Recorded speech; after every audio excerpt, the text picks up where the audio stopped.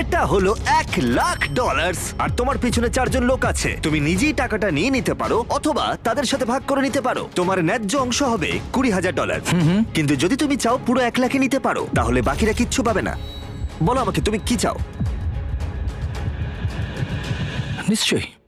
তার মানে কি বলতে চাইছো, সবটা চাও? না, আমি কাউকে চিনি না, আমি সবটাই নেব। যদি তুমি সবটা নাও তাহলে ওরা কিচ্ছু পাবে না। হ্যাঁ, আমি জানি। ঠিক আছে, আমি অনেক পেয়ে গেছি, অন্যদের সুযোগ দেওয়া উচিত।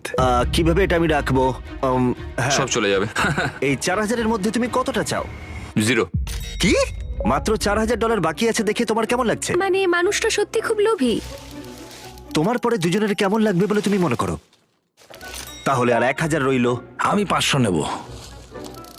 এটা ন্যায্য? হ্যাঁ। তোমার আগের 4 জন তোমার জন্য $500 রেখে দিয়েছে।